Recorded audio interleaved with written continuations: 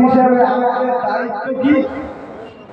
রাসূলুল্লাহ যে রাস্তা দেখিয়েছে, যে রাস্তায় নবী চলতে বলেছে, যে রাস্তায় রাসূলুল্লাহ যেতে নিষেধ করেছে, যেটাকে নবী ছাড়তে বলেছে, যেটাকে রাসূল বর্জন করতে বলেছে, যেটাকে নবী ধরতে বলেছে, নবী ওই হুকুমটা মেনে সেই মোতাবেক জীবন যাপন করা, এক কথায় রাসূলুল্লাহর আদর্শকে মেনে সেই পথে চলা, এটা আমাদের ইমানি দায়িত্ব আছে না? আছে না? নবীর জীবন আদর্শ নিজের ভিতরে বাস্তবায়ন করা, সেই মোতাবেক জীবন যাপন করা, এটা হলো উম্মতের দায়িত্ব। কিন্তু যদি একটু লক্ষ্য করা যায়, এই গুণগুলো আমাদের ভিতরে আছে না? রাসূল যে দায়িত্ব পেয়েছে সেটা সঠিক পালন করেছে, নবীকে যে দায়িত্ব দেওয়া হয়েছে সে দায়িত্ব সঠিক পালন করেছে, কিন্তু উম্মাত হিসেবে আমাদের উপরে যে দায়িত্ব এসেছে সেই কাজগুলো ফলো করে সেই মোতাবেক জীবন যাপন করা।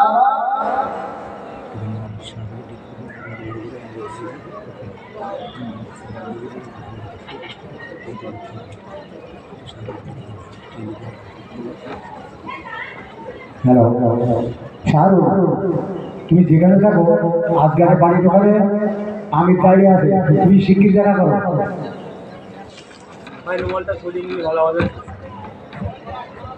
তো রাসূলুল্লাহর উম্মত হিসেবে আমাদের দায়িত্ব সেই মোতাবেক জীবন যাপন করা। এখন একটা প্রশ্ন করি, আল্লাহ পাক দুনিয়ার জমিনে নবীকে পাঠিয়েছিলেন, রাসূলের কি একটু গোনা ছিল? একবার উত্তর দিতে হবে, ছিল? এই নবীদের কি গোনা হয়? রাসূলদের গোনা ছিল? ছিল না। তারপরেও রাসূলুল্লাহ নিষ্পাপ মাসুম হওয়ার পরেও আল্লাহর নবী জীবনে করে নামাজ পড়া করেছে, জীবনে করে রোজা কাজা করেছে, করেননি? ভালো কাজ কর্ম করেছেন না করেননি? করেছে। আমাদের গোনা হয় তো নাকি? হ্যাঁ, আমাদের গোনা হয়, তারপরে নামাজ আমরা করি ছেড়ে ছেড়ে। দেখে দুনিয়ার জমিনে যত নবী রাসূলুল্লাহ বানিয়েছে, প্রত্যেকটা নবী এবং রাসূলকে আমার আল্লাহ বেগুনাহ মাসুম করে বানিয়েছে। প্রত্যেকটা নবী এবং রাসূলকে আমার আল্লাহ বেগুনাহ মাসুম করে বানিয়েছে। ও নবী, আমাদের নবীকে আমার আল্লাহ দুনিয়ার জমিনে বেগুনাহ মাসুম করে বানিয়েছিলেন।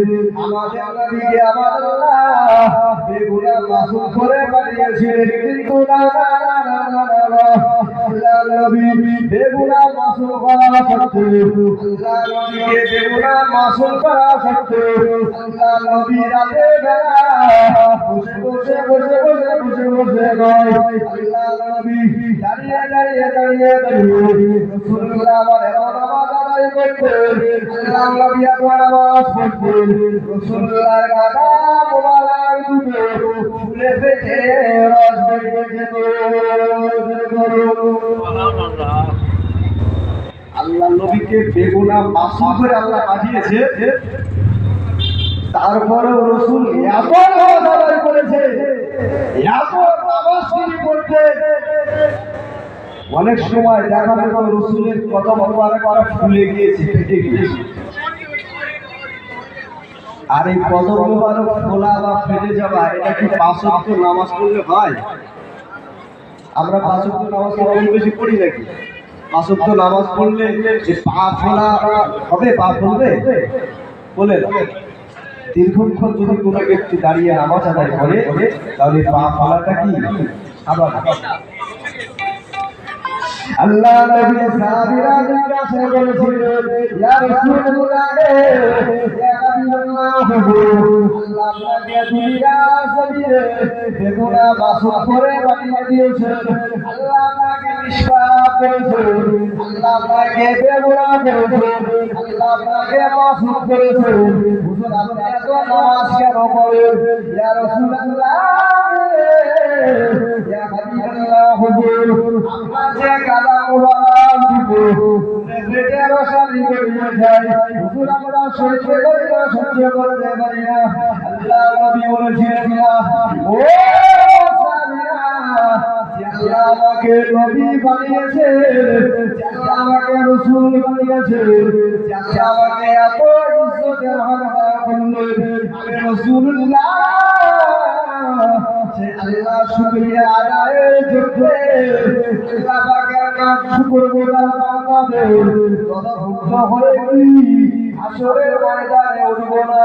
না না না না না, ও আমার সাহাবীরা, আমি রাসূলুল্লাহ তোমাদেরকে বলে দিই, আমি আল্লাহ নবী যাব নামাজে দাঁড়িয়ে যাই, আমি রাসূলুল্লাহ যাব নামাজ আদায় করি, আমি আল্লাহ নবী যাব আল্লাহ ইবাদতে মশগুল হয়ে যাই।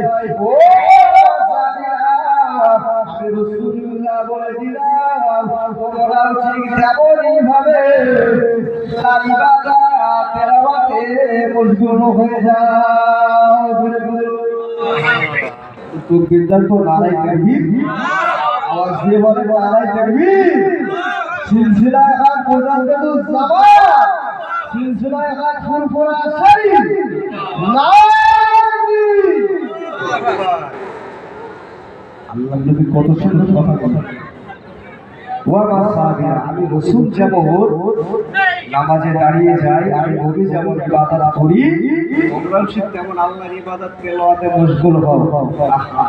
আমি রাসূলুল্লাহ বেগুনাহ হয়েছিল কি হয়েছে, আমি রাসূলকে আল্লাহ মাসুম করেছিল কি হয়েছে, আমি কি আল্লাহর দরবারে শুকরগুজার বান্দাদের অন্তর্ভুক্ত হব না? এজন্য আমি রাসূল বেশি বেশি আল্লাহর ইবাদত তেলাওয়াতে মশগুল থাকি।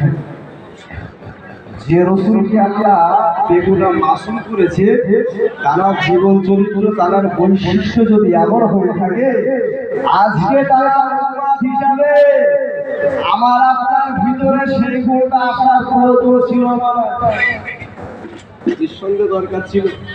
যেমন নবী যেমন ইবাদত করেছে, আগামীতে রমজান মাস আসছে, আর রমজান মাস আসলে আমাদের অনেকের শরীরে রোগ বেড়ে যায়। কথা ঠিক বলছি না ভুল বলছি? রমজান মাস আসলে আমাদের শরীরে রোগ বেড়ে যায়, তার কারণ রমজান মাসে একটা দীর্ঘ সময় না খেয়ে থাকা লাগে, নাকি গো? দীর্ঘ একটা সময় না খেয়ে থাকতে হয়। হ্যাঁ, এই জন্য আমাদের অনেকের শরীরে রোগ বেড়ে যায়। কিন্তু রোজাটা আল্লাহ আমাদের জন্য কি নফল করেছেন না সুন্নত করেছেন? ফরজ করেছেন। রোজা হলো আল্লাহ একটা ফরজ বিধান, আপনি ছেড়ে দিচ্ছেন, আপনি জানেন না এই রোজা আপনি ইচ্ছাকৃত ছেড়ে দিলে দিনের বেলা রমজান মাসে ইচ্ছাকৃত ভাবে শরীয়তের যে দৃষ্টি আছে সেই দৃষ্টির বাইরে যে যদি আপনি পানাহার করেন, ওই পানাহারটা আপনার জন্য হালাল না হারাম? তাহলে হারাম যদি রমজান মাসে খাবে, হারাম খাবার ওই বাজারে বিক্রি হয় দেখেছেন তো, ওই খাওয়া সমান হয়ে যাবে। আমার গ্রামের জলসাতে আমি প্রথম দিকে একটু আলোচনা করতে যে একটু উদাহরণ দিয়েছিলাম, এতে অনেকের আবার গায়ে লেগেছে। কথা বুঝতে পেরেছি? অনেকের গায়ে লেগেছে যে আমি ভাষা ব্যবহার করেছি। আমরা অবুঝ বুঝি না, যার কারণে শরিয়াত না বোঝার কারণে সঠিক জিনিসের ব্যাখ্যা আমরা উল্টো করে ফেলি। আপনি জানেন না রমজান মাসে আপনি ইচ্ছাকৃত ভাবে পানাহার করলে সেটা হারাম খাওয়া, আর হারাম মানে কি? কোন হারাম? যে হারাম মদ খেলে যেমন হারাম, শুকর খাওয়া যেমন হারাম, ঠিক ওই সমতুল্য গুনাহ লাভ হবে।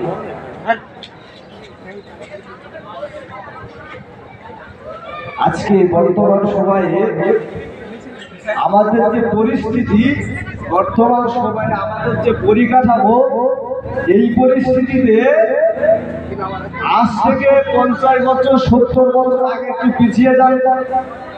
তৎকালীন সময়ে মানুষের পারিবারিক যে অবস্থা ছিল সেই তুলনায় আজকে অবস্থা ভালো না খারাপ? নিঃসন্দেহে ভালো। তখন মানুষের খাওয়া জুটতো না। আবার আপনাদের কাছে, চাচাদের কাছে, গ্রামবাসী দাদাদের কাছে শুনি কাঁঠাল সেদ্ধ খেয়ে তারা থেকেছে, ঠিক না? ভুল? ঠিক বলছি তো নাকি? ওই যে ভাতের যে কি ঠাল মা, ওই খেয়ে তারা মানুষ হয়েছে।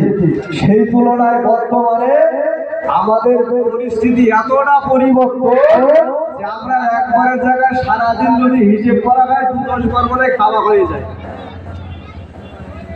কিন্তু তৎকালীন সময়ে যে সমস্ত মুসল্লিগুলো হারিয়ে গিয়েছে, কবরবাসী যারা হয়েছে, তাদের ইমানের তুলনায় আমাদের ইমান হলো জিরো। এই বলছে না, ভুল বলছিল? তারা কাঁচা মসজিদে নামাজ আদায় করেছে, তাদের নামাজের নিয়তটা ছিল ঠিক, তারা কাঁচা মসজিদে আল্লাহর ইবাদত করেছে, তাদের ইমানি পাওয়ারটা ছিল ভালো। আজকে নওজোয়ান দুখানা মসজিদ হয়েছে, পাকা মসজিদে আমাদের ইমান হয়েছে নগরে, ইবাদত হালকা, মসজিদে মুসল্লি পাওয়া যায় না। কিন্তু আপনি ভাবছেন না যে নামাজ না পড়ার কারণে আপনি আল্লাহর ইবাদত থেকে ছিটে যাচ্ছেন, আর মনে মনে ভাবছেন আল্লাহ আমার রিজিকে এত কম দিচ্ছে কেন? নামাজের মাধ্যমে আল্লাহ রিজিক নির্ধারণ করে থাকেন। আপনি যদি নামাজ আদায় করেন, ওই ব্যক্তির রিজিকের দায়িত্ব আল্লাহ খুব পার্সোনালি নিয়ে নেয়, আর রিজিক আল্লাহ বাড়িয়ে দেয়। আপনি এদিকে ভাবছেন না শুধু হুজুর এখানে যাচ্ছেন, একটা তাবিজ করে দেন, মাসুলি করে দেন, আমার কোনো অভাব যাচ্ছে। এই হচ্ছে আজকে বর্তমান আমাদের পরিস্থিতি। আল্লাহ নবীর কলিজা টুকরা ইমাম হাসান ইমাম হুসাইন রাদিয়াল্লাহু তাআলা আনহুমা দুই ভাইয়ের এক সময়ে এক লাগারে একসাথে খাওয়া হইলো। আল্লাহ নবী কলিজা টুকরি বাজার ফাতেমা রাদিয়াল্লাহু তাআলা আনহাকে দুই ভাই ধরে ধরে কাঁদতে লেগেছে, মা কেঁদে দিন, মা কেঁদে দিন, মা কেঁদে দিন, আজকে এক সপ্তাহ হয়ে গেল, আমরা ভুলার জ্বালা সইতে পারি না, ভুলার জ্বালা সহ্য করতে পারি না। ও মা জননী আম্মা জান, আজকে এক সপ্তাহ হয়ে গেল, বাড়িতে পানি ছাড়া কিছুই পান করতে পারি না, ভুলার জ্বালা সইতে পারি না, ভুলার যন্ত্রণা সহ্য করতে পারি না। বাড়িতে যদি কিছু খাবার থেকে থাকে আপনি আমাদেরকে দিয়ে দিন, আমাদের ভুলার জ্বালা নিবারণ হয়ে যাবে, ভুলার জ্বালা আমরা নিবারণ করবো। বাজার ফাতেমা বলেছিলেন না, ও